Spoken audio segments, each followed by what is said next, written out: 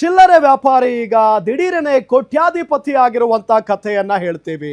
Just 12,000 ಖರ್ಚು ಮಾಡಿ ಕೋಟಿ ಕೋಟಿ ಒಡೆಯನಾಗಿದ್ದಾನೆ ಒಬ್ಬ ವ್ಯಕ್ತಿ. ಎಲ್ಲಿ ಅವನು ಆತ? ಉಡುಪಿ ಮೂಲದ ವ್ಯಕ್ತಿ ಆತ. ಉಡುಪಿ ಮೂಲದ ಯುವಕನಿಗೆ ಒಂದಲ್ಲ ಎರಡಲ್ಲ ಬರೋಬ್ಬರಿ 49 ಕೋಟಿ ರೂಪಾಯಿ ಲಕ್ಕಿ ಡ್ರಾ. ಕಾಪು ಮೂಲದ ಶಾಂತನು ಶೆಟ್ಟಿಗಾರ್ಗೆ 49 ಕೋಟಿ ಸಿಕ್ಕಿದೆ. ಅಬುಧಾಬಿಯಲ್ಲಿ ನಡೆಯುವ ಬಿಗ್ ಟಿಕೆಟ್ ಲಕ್ಕಿ ಡ್ರಾ ಇದು. ನೇರ ಪ್ರಸಾರ ಡ್ರಾದಲ್ಲಿ ಶಾಂತನುಗೆ ಬಹುಮಾನ ಘೋಷಣೆಯಾಗಿದೆ. ಓಮನ್ನಲ್ಲಿ ಚಿಲ್ಲರೆ ವ್ಯಾಪಾರ ಕ್ಷೇತ್ರದಲ್ಲಿ ಕೆಲಸ ಮಾಡ್ತಾ ಇದ್ದಾರೆ ಈ ಶಾಂತನು. ಸ್ನೇಹಿತನ ಜೊತೆಗೆ ಸೇರಿ ಟಿಕೆಟ್ ಅನ್ನ ಖರೀದಿ ಮಾಡಿದ್ರು. ಉಡುಪಿಯ ಶಾಂತನು ಬಹುಮಾನವನ್ನ ಸ್ನೇಹಿತನ ಜೊತೆಗೆ ಹಂಚಿಕೊಳ್ಳೋದಕ್ಕೆ ನಿರ್ಧಾರವನ್ನ ಮಾಡಿದ್ದಾರೆ. ಪದೇ ಪದೇ ಲಾಟರಿ ಖರೀದಿಸಿ ಅದೃಷ್ಟ ಪರೀಕ್ಷೆಯನ್ನ ನಡೆಸ್ತಾ ಇದ್ರಂತೆ ಈತ. ಭಾರತೀಯ ಕರೆನ್ಸಿಯ ಪ್ರಕಾರ 12,000 ಮೌಲ್ಯದ ಟಿಕೆಟ್ ಅನ್ನ ಖರೀದಿ ಮಾಡಿರ್ತಾರೆ.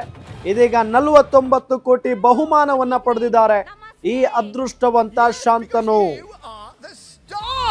You've just won 20 million dirhams. Congratulations, Oh my God. Seriously? Congratulations, Mabruk, seriously. You are breaking news. You are live right now on the show. And you're originally from India, I think. Yes, I'm from India. Whereabouts? From Kerala? No, I'm from Bangalore. Oh, Bangalore. Okay, that's a lucky Okay. place too. And Shantanu, how long have you been buying big tickets?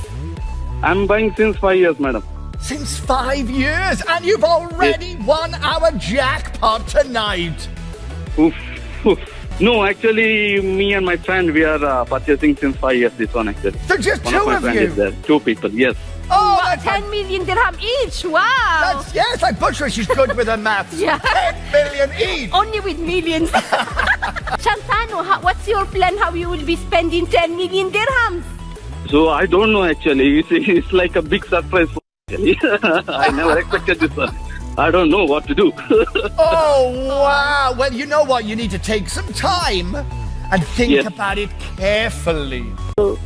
Hi, Shantanu. This is Richard, and I'm with... Bushra. So ಈ lottery ಸಿಕ್ಕಿದ್ದು ಭಾಳ ಖುಷಿ ಆಗ್ತಿದೆ ನಮಗೆ. ಈ ಮಾಹಿತಿ WhatsApp ಮೂಲಕ draw ಆದ ದಿನವೇ ನಮಗೆ ತಲುಪಿದೆ. ಸೊ ಅವರು ಒಂದು ಅಂದಾಜು 49 ಕೋಟಿ ವಿನ್ನಿಂಗ್ ಅಮೌಂಟ್ ಇದ್ದಿದ್ದು. ಸೊ ಈ ಥರ ಅವರು ಒಂದು 7-8 ವರ್ಷಗಳಿಂದ ಮಸ್ಕತ್ನಲ್ಲಿ ಕೆಲಸ ಮಾಡ್ತಾಯಿದ್ರು. ಸೊ ಇಲ್ಲಿ ಕೂಡ ಅವರು ಸ್ಟಡೀಸಲ್ಲಿ ಆಗಲಿ ಸ್ಪೋರ್ಟ್ಸಲ್ಲಿ ಆಗಲಿ ಅವರು ತುಂಬ ಒಳ್ಳೆಯದಿದ್ದರು. ಹಾಗೆಯೇ ಅಲ್ಲಿ ಒಂದು 5 ವರ್ಷಗಳಿಂದ ಈ ಟಿಕೆಟನ್ನು ತಗೊಳ್ತಾ ಬರ್ತಿದ್ರು ತನ್ನ ಸ್ನೇಹಿತರೊಟ್ಟಿಗೆ.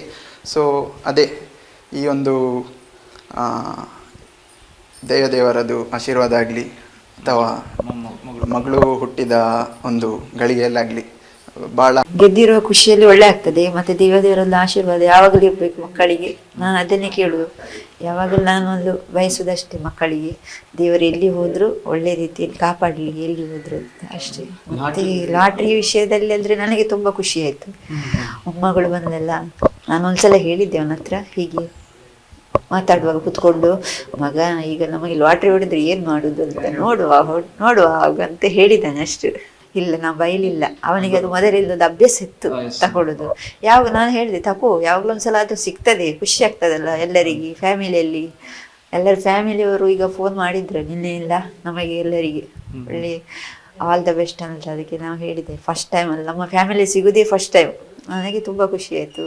ಮಕ್ಕಳಿಗೆ ಅವರಿಗೆ ಸಹ ಅವರ ಅಪ್ಪನಿಗೆ ಇದ್ರೆ ಸಹ ಅವರು ಸಹ ಹೇಳ್ತಿದ್ರು ತುಂಬ ಖುಷಿ ಆಗ್ತದೆ. ನಿನ್ನೆ ಎಲ್ಲ ಫೋನ್ ಇವತ್ತು ಬೆಳಿಗ್ಗೆ ಈಗ ತನಕ ಬರ್ತಿತ್ತು. ಅವರು ಈಗ ಒಂದು ದೇವಸ್ಥಾನದ ಇನಾಗ್ರೇಷನ್ ಹೋಗಿದ್ದಾರೆ.